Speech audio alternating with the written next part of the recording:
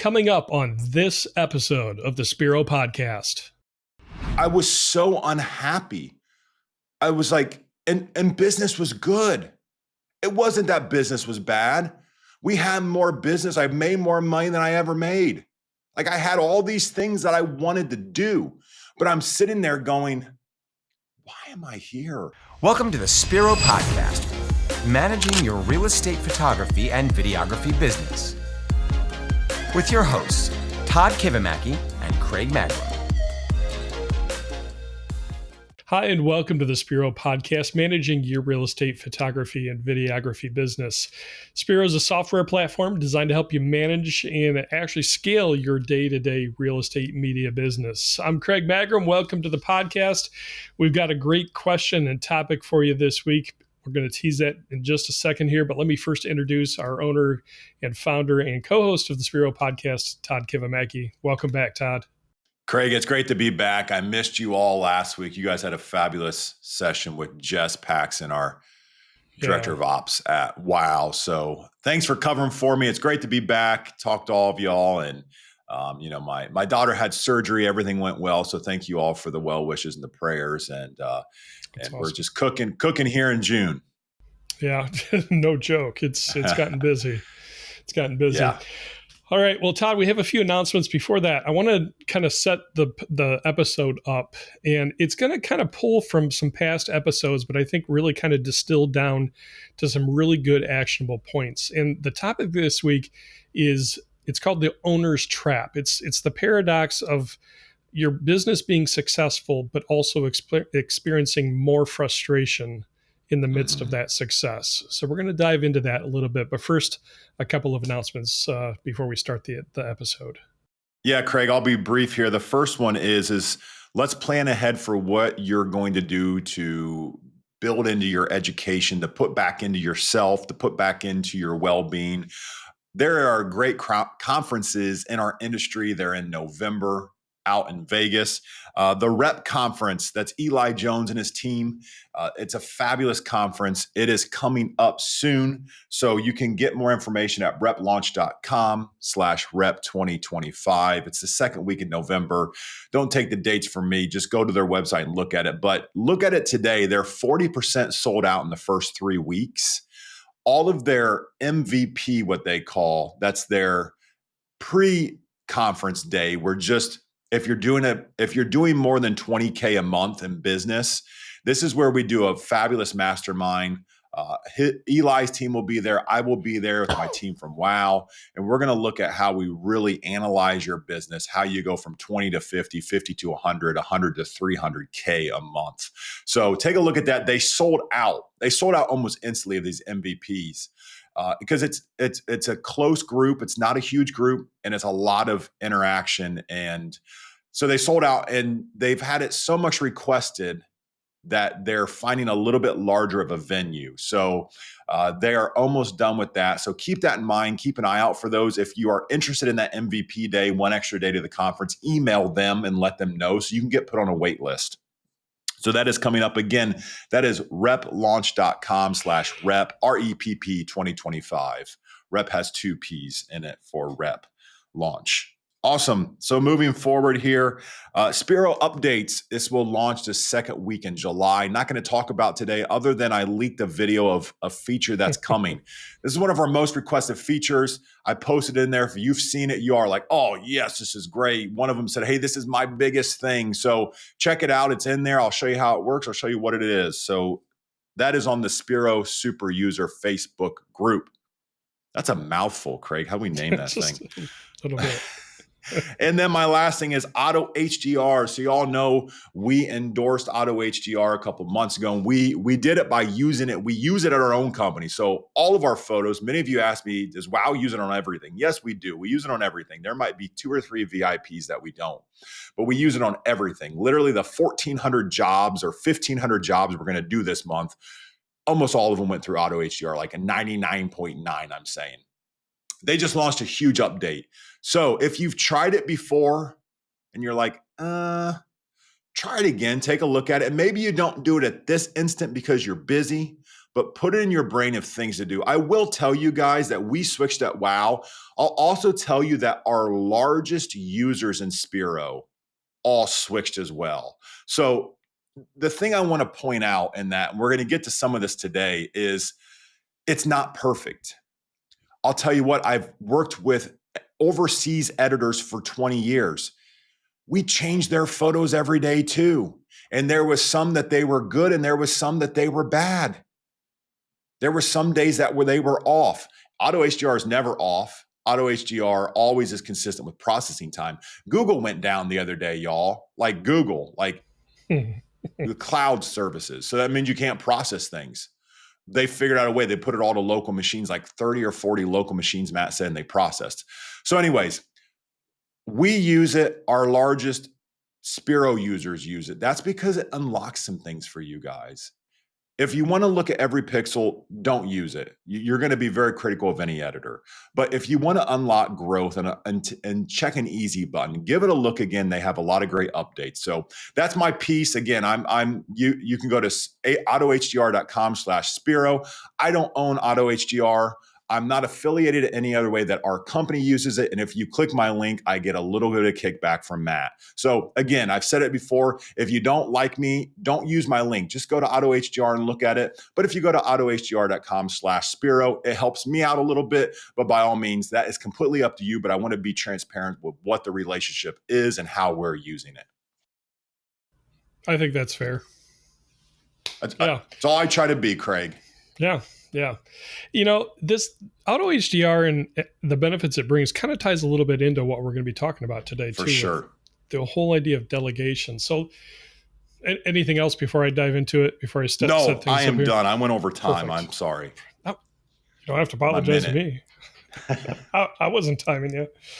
All right. Well, like I kind of said at the beginning of the podcast, last couple of episodes, we've talked a little bit about mindset, and we've kind of set down some things. Todd, you've shared some really good things about the gap and the gain, and I think this is going to be a great episode to take a deeper dive and to really give you some answers and some strategies to make the most out of what might have been started as a really awesome, exciting adventure in starting your business, to the point now where you're hitting goals, which is good. You're experiencing great growth.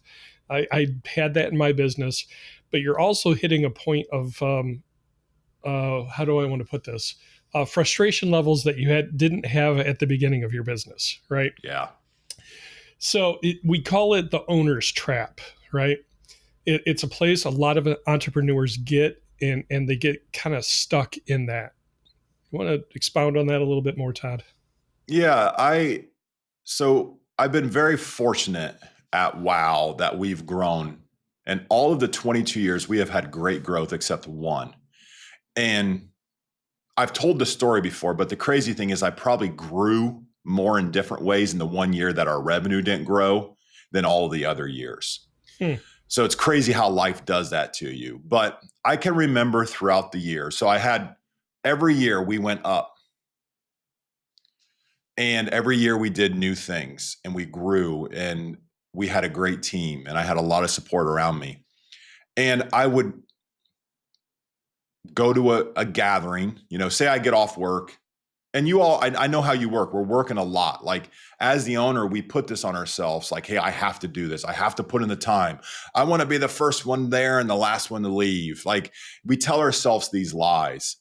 And for me, I have some very vibrant memories of Friday or Saturday evenings where I'm off work and I'm sitting at friends' houses. I'm sitting out in their garage or their back patio.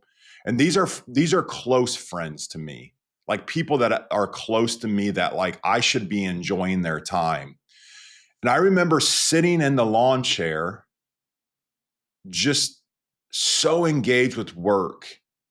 Like I couldn't even, like I was listening to the conversation, which had nothing to do about work. It had to do about our families, our lives. It had to do about fun memories from the past, reminiscing. And my brain could not process one thing to even contribute to the conversation. I was so unhappy. I was like, And business was good. It wasn't that business was bad. We had more business. I made more money than I ever made. Like I had all these things that I wanted to do, but I'm sitting there going, why am I here? Like, why does this matter?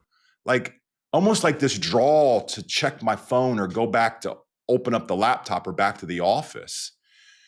And it happened enough that I'm like, why am I doing this? And then all the while, I'm more edgy, I'm more agitated, I'm shorter with my responses. I might snap back, not only at employees, but my family, my kids. And I'm sitting there going, why did I dig myself into this hole? And feeling a bit hopeless about being at the bottom of this hole. Feeling sorry for myself, quite honestly, Craig, to be transparent. I get it. I think a lot of owners get it. I'm going to go back prior to my time working in real estate media. And it was when I worked in broadcast radio. I was general manager of a radio station here in the Toledo area. And I was putting in 70, 75 hours a week as GM of the station. And I remember telling people, and I've told people since, even when I was not at work, I was at work. Exactly like what you just said. And when I was home, I wasn't home. I wasn't mentally there for my wife. I wasn't mentally there for my oldest son at the time. And I think most owners experience that somehow, at some point in their career. And same thing, the radio station was actually doing well. We went through a format change. We were reaching new families. There was new life in the radio station. I mean, it was good, but I actually started seeing a counselor at that time because, as he put it, quote, Craig, you are fried crispy. You are fried crispy. Yeah. So yeah, I think most people are going to understand that most people listening to this podcast are going to understand what you're talking about, Todd. Yeah. I'll rewind a little bit more, to earlier days. So this was probably 4 or 5 years in the business. We were growing exponentially at the time, and you always grow a larger percentage in your early days because it's easier to grow. And we just had so much business, and I had a good luck at bringing on photographers and just part-time photographers. I didn't really know what I was doing, y'all. So not like I had it all figured out. So if you're like, man, I'm bringing on my first photographer, like I didn't really know what I was doing. I just figured it out, and I screwed a lot of it up. But that's besides the point. My point is that I had some other things that I was solely responsible for. Everything pointed back to Todd. Invoicing. This was before Spiro Invoice. Spiro, there was very little functionality in the software. The invoicing, phone calls. I remember I went on vacation one week and I gave my phone to someone that was helping me. And when I got back, she was like, I have no clue how you do this. Like your phone rings all the time. Like your phone rings all the time. I'm like, I know. Email. And I had a lot of these admin level duties that I was the only one that knew how to do it. I didn't have any processes written down. I didn't have any time to think that I could find somebody to help me with these. And I got to this low. And I remember talking to my wife about it. I was just so unhappy. And I was like, nobody can help me. Like, no one's going to know how to do it. There's no one that can help me with it. Like, and looking back at the time, like it's pretty dumb. Like no one can put an invoice into QuickBooks. But I was telling myself these lies or these thought errors. Eli Jones has this term, this thought error. I love it. I had this thought error, something that I was thinking incorrectly. And my wife and she's very gentle with me. You know, our wives, our significant others know us well. And she's like, well, I think you should just find somebody. I'm like, no, there's no one out there that can do it. Like I was something special. Like it was crazy. Like I thought I was doing this insurmountable task. Like really, I thought I was going to get the Nobel Peace Prize the next year. Like it was so difficult to work. And my wife's like very, very patient with me and just bumped me enough times that I began to open up with the idea of hiring someone, like a key person. I had a part-time admin. I did add that to the story, but I needed someone that I could depend on that could take these low-level tasks away from me so I could focus on the bigger things. And in my story, the way it ended up, I was just so fortunate that God happened to bring someone into my life. It happened to be the admin that was working part-time for me. She started talking to a guy. This guy was working insurance, and he'd come in on his lunch break, and he and her would talk, and I was in the office, and just kind of casually through conversation, kind of connected. Like, we're like, hey, we have a lot of the same values, believe a lot of the same things. And he was a go-getter. He's like, yeah, I kind of like what you're doing. And he's like, oh, by the way, I kind of hate this insurance thing too. And then he was with me for almost a decade and helped me, just took things off my plate and allowed me to focus on bigger things so I didn't get caught in the minutia. So that the idea of delegation, huge in helping you get over this. Can I rewind just a little bit, just before you discover the need for delegation, the mindset that you might be stuck in as an owner? We kind of touched on this in a past episode, Todd, and it's the idea of the gap and the gain. Yeah. Can you kind of set that up for us, and then we can transition into then the idea of delegation and letting go of things to be able to grow? Yeah, I'd love to. So we had Simon on about a month ago, and he happened to give a book suggestion. It was The Gap and the Gain. And I grabbed the book and I started reading it. And just the psychology of it, I love this approach to it. So there is where you're at today. Okay. And there's where you want to go. Okay. So think that's above you. That's where you're trying to grow. The space in between where you're at today to where you want to grow is the gap. It's a gap of what you have. You're not there yet. Okay.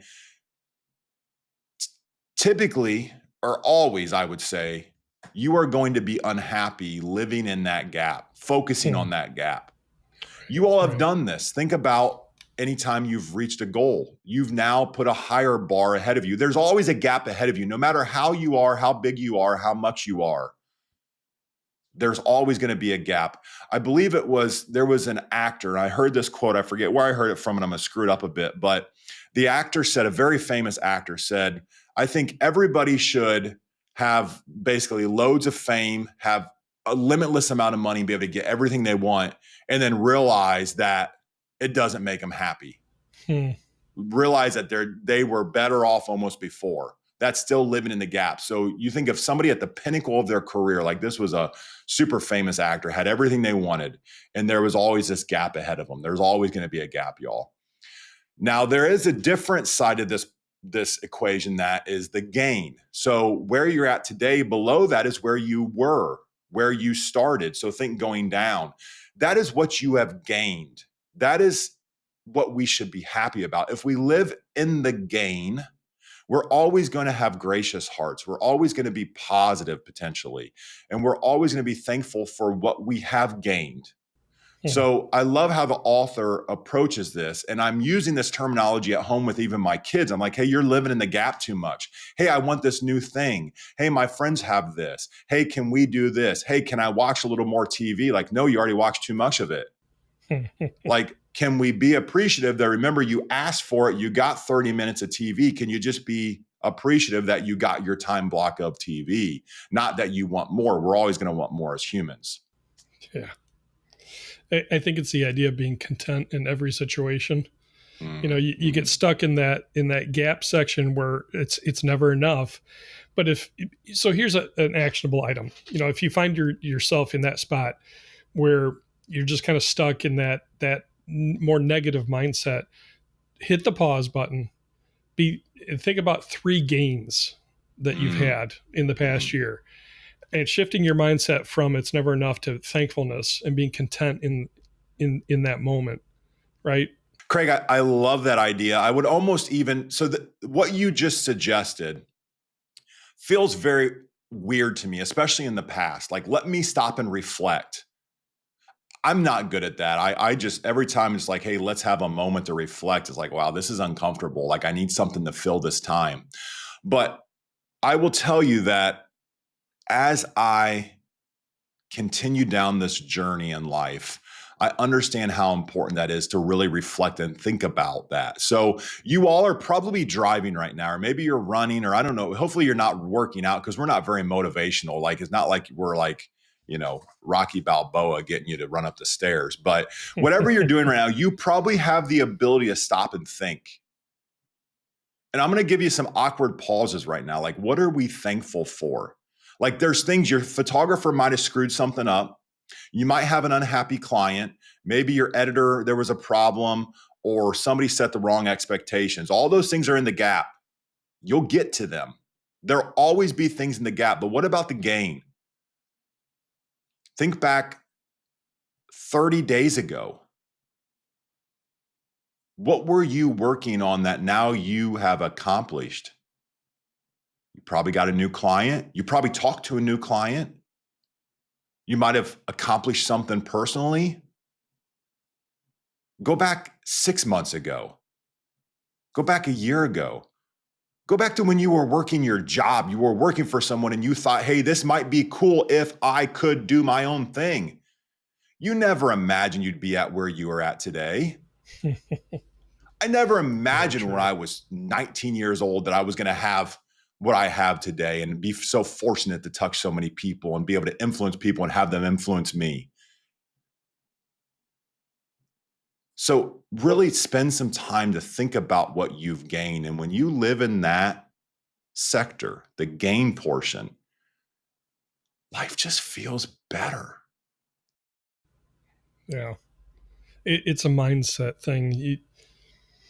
In the past, we talked about time tracking and things that you can do to really manage and start to delegate. And there's all those strategies, but really it boils down to, rather than tasks, it boils down to people. I don't know if that makes sense. Craig, you're completely correct, because you can only do so much. You got your business off the ground. And yes, I know you all can do a lot. I talk to you. It's amazing what you all are doing out there and how much you can shoulder. But if you want to grow a business, you have to depend on others. Don't be me 18 years ago thinking that I was the only one that could create an invoice.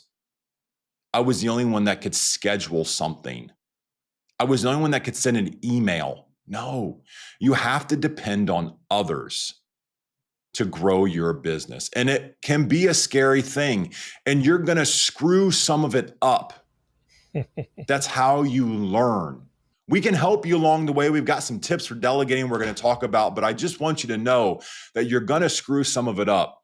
The thing that I warn the most on here is, please don't come in here and be like, Todd, how'd you do 300K last month? Don't. Like, I've done it 22 years. Like, I should probably be doing 600K, but I'm not living there. That's the gap. I am thankful that we're doing this. So please don't compare yourself to me. Don't compare yourself to social media. That is the gap. Please do not do that. You will be unhappy. Be happy in the gain with what you've grown to. Now, we're going to give you some ideas of how you can cross off some of those things in the gap so that you move where you're at higher. All right. And we feel as though delegation is key in you growing your business. I can never do everything that I do and that we do without the team. And then if you want ultimate freedom and you want to begin to step away from your business, you really have to learn to grow and manage up your team. Okay, Todd. So in the process of starting to delegate, the first step to really get that set up, and we've talked about this in past episodes, is time tracking, knowing where you're spending your time, right? Yes. So how does that set up then to move into starting to delegate so that you're not experiencing that frustration you're stuck in right now? Yes, Craig. So time tracking, I'm a huge believer in it. If you haven't listened to that episode, if you haven't done it, please go back and do that. What that does is it unlocks you making metric-based decisions. Okay, so it's an activity where you're actually seeing where your time goes, not emotional decisions. Emotional decisions are not good, okay? Emotions are great responders, terrible leaders. Tell my kids Yeah. that all the time. You don't want to lead with emotion. You don't want to make decisions with emotion. So understand where your time goes. At the end of that activity, you're going to have 3 columns of activities. You're going to have an admin, nurse, and a doctor, as it was explained to me by one of my coaches. If you want to move your business along the furthest, you need to spend time in the doctor column. Okay. When you go to the doctor's office, does the doctor check you in? No, that's ridiculous. If your doctor was sitting there and crossed your name, asked you for your name and checked you in, you would be like, why is he up here? Okay. You need to spend time in the doctor column. The other columns you need to delegate. Okay. Now, if it is just you have no one to delegate them to. All right. So this is maybe a point that you look to hire a VA, an admin, a photographer. But one thing that I want you to be careful about is don't get caught in the trap of thinking you always have to hire someone to delegate these tasks. I had people at WOW, more than I even ever believed, that were ready and willing to help me. And they actually felt like they were growing in the company when I finally got over and outside of my own brain and I was vulnerable with what I needed. So remember, y'all, you are the leader of your company. I had misconceptions in my head of the way that employees would interact with me because I'm not intimidated by myself. I think I'm pretty fun. But your employees don't. Your employees might think you're fun. They might not be intimidated, but there's always that fine line between employees and owner. Right. Okay, a coach said to me one time, if the lion's out to play, the lion can always bite your head off. When he said that, I was like, oh, okay, I get it now. So there's always that reserve. So with me feeling like I was proud in doing all of these tasks, I was actually dropping the ball on many of them. Your employees won't call you out on it. They'll just try to fix it or they'll pivot around it. Until I finally realized that and I was vulnerable and I asked for help, that's when everything started to open up. Yeah. You'll find that people within your organization, they might actually like doing the things that you need to get off your plate, right? So, oh my, yes. I can't imagine enjoying doing the invoicing and the accounting, but there's weird people are actually wired to do that. Craig, this person did. Yeah, Craig, this person did. Yeah. He was like, oh man, I can clean all this up. And he had 14 good ideas I never thought about because I was just drowning in my sorrows of having to create 100 invoices. And he's like, this is great. And I'm like, what are you talking about? Like, do we need a drug test here? But honestly, it wasn't until that is one way that you are truly going to unlock your company to grow is that you say, hey, I've got a question. I need some help. Because for a lot of years, Todd was the person people went to for answers. So everybody had to go through Todd's brain for answers. Everybody had to go through Todd's phone, Todd's inbox, and I just couldn't keep up. I was dropping the ball and my employees weren't telling me. When I had a coach finally tell me hey, dummy, you should probably ask more questions than give answers. It wasn't until then that when you ask a question to an employee is when they begin to feel ownership. You know what they say? They go, oh, Todd wants my opinion. Todd wants my help. And they go, I'd love to help with this. And then you know what? They go home. Sorry, Craig. They go home and they tell their wife, hey, you know what I get to do? And all the while they're helping you. Just touched on this last week on last week's episode about a staff member or an employee or even a contractor feeling empowerment and ownership, that word feeling ownership. So if you had to boil it down to say 3 points of the positive, ripple approach to this, what would that be? if we can kind of distill it down. Yes, Craig. So the three things. First is empowerment. So this is you empowering or taking power that you have and putting it in someone in your team. That is going to make them feel good and feel like they have that ownership, like Craig mentioned. Next is the relief. You are going to get relief from that because you don't have to do that thing anymore. And then finally is focus. Because you have the relief, you've cleared up some margin. You can now focus on the doctor column so that you can actually take the business along further because you're not so overloaded with those tasks that you don't like to do, that don't energize you, and you have held on to a task that an employee would love to help you with. Okay, Todd. So let's tie all of this together. So in the first part of this episode, we talked about, the internal mindset, shifting from the gap to the gain, right? We covered that. Part two, then we've got external actions that we can take. The main thing being vulnerable with your team, asking the team for help. So how are those, let's kind of get this all tied together. How are those two things then directly linked? Yeah. The mindset and the action. Yeah. So sometimes you just have to get out of your own way. Remember my story? I'm sitting in my buddy's garage. These are people that I've had a ton of just great times with in my life, and I can't even contribute because I'm in such a hole in my mind. You got to find a way to pull yourself out. Okay. As Craig said, he talked to someone, a counselor. I've had coaches that have been counselors, my wife.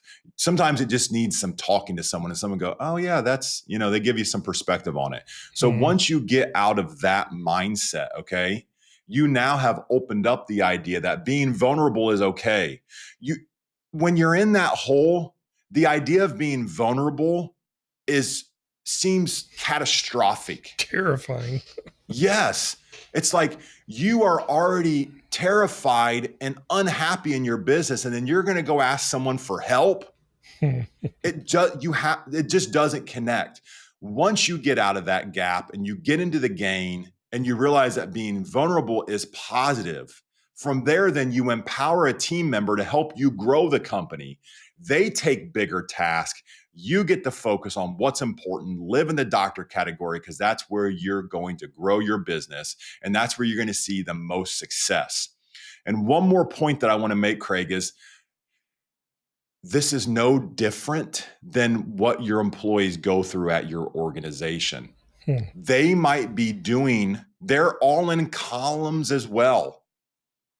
And when you relinquish control of a task that you're doing and put it and give it to them, they move up a column. That is growth for them too. I've been fortunate enough to see a lot of people at WOW and Spiro grow. There's been a lot of people that started at one position, moved to another, and now two of them started in entry-level positions and they're running the entire company. It is incredible to see how people can grow. It will be the same effect that you have, that your employees have as they grow up into your company, into the next column. That's what leadership is all about, really. Is seeing the potential in others and helping them get to that potential and finding joy in that success. And you might, I'm going to add something here, Todd, if that's okay. Yeah. You might have discovered in your journey of starting a business that you've gotten to this point of great success, but ultimate frustration. I think the other thing that you need to do, and this is what I had to do, and this can be a humbling thing, is I got to the point where I realized I would rather do the hands-on work.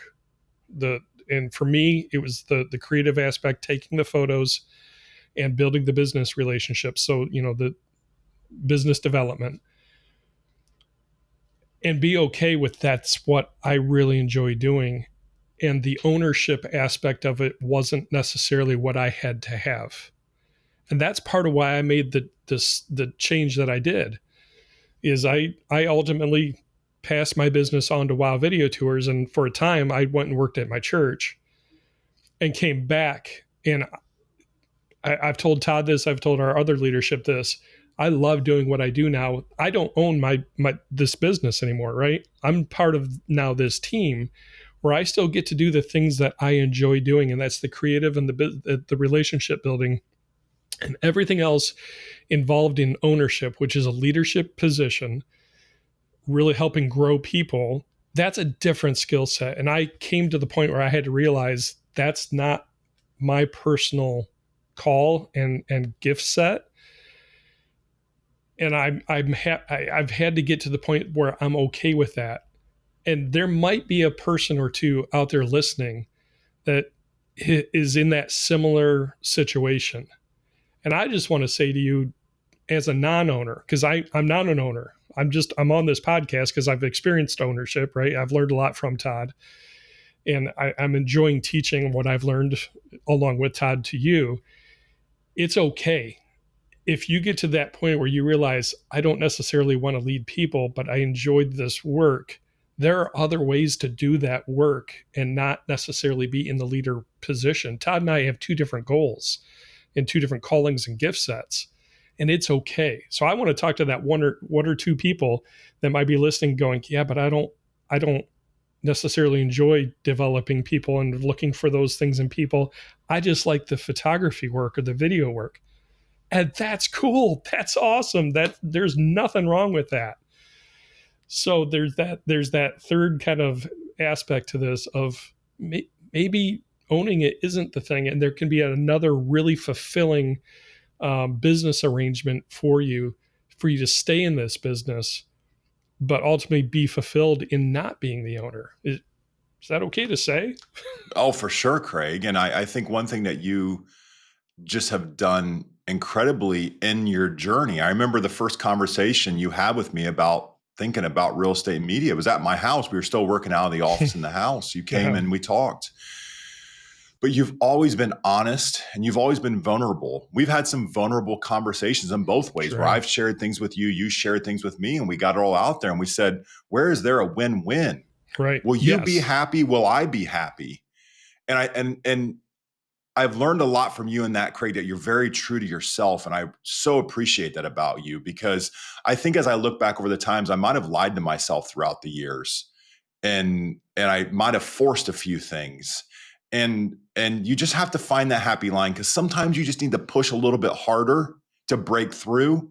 And then other times pushing is just going to break. And you need to say, hey, wait a minute.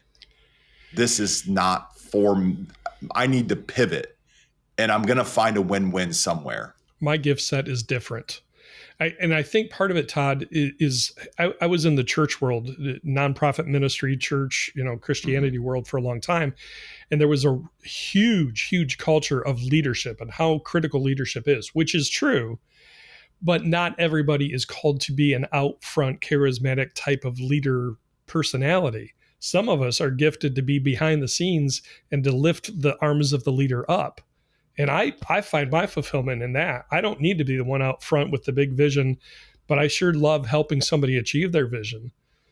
And so if that's you, there's no shame in that, even though the leadership culture and all the seminars and, the conferences are all pushing that, and you might feel that pressure. Don't. Just don't. Yeah. So. Yeah. Well said, Craig. But to the 99% of people that maybe are owners and leaders, this is great advice, and learning how to delegate and getting the mindset right to be able to shift into that delegation where you do empower people on your team and just have that joy of watching them really grow and blossom into the roles and the things that they enjoy doing and are gifted to do. So great insight, Todd. Yeah. Well, thanks for sharing, Craig. And as you can be vulnerable with these things, let us know a time that you felt vulnerable. And now I'm asking you to share your vulnerability on social media, or just email me. Email me and Craig. Yeah. hello@spiro.media. We'd love that. We're in this with you. For those of you that have emailed me, you get a response. It might be a little bit delayed, but email us. We want to hear what we care about you. It's not talk on a podcast, is not face value. We're real guys in the middle of cornfields, and we care about you. So hello@spiro.media. Leave us a comment below. You would be surprised how much your comment might help another. So be generous with your comments and your information. And how your comment might even help us. there's a couple of you that have encouraged us, and I mean, we go through the same stresses, right? So just to hear, just encouragement, it's so appreciated. So yeah, awesome. Well, there it is, the owner's trap, ways to get out of it, strategies to get out of that and to move and to grow and to really enjoy what you do again. If you've found yourself in that spot of frustration and losing the joy of the work that you do. So awesome. Todd, thank you. Great episode. Great to be here with you. And, as we always close things down by just reminding you, be thankful for the blessings in your life. Your business is a blessing. You've got a resource in your business to allow others to take care of their families, whether it's your clients, your realtors, or people on your staff, contractors that you've hired. You've been given a blessing in the ownership of your business. So just take some time to reflect on that. Make sure you take some time to breathe as well. You guys have a great week. Thanks for watching and listening. Thank you for joining us for the Spiro Podcast, Managing Your Real Estate Photography and Videography Business. This is a production of Spiro and Wow Video Tours. You can find out more about Spiro's real estate media business management software at our website, spiro.media.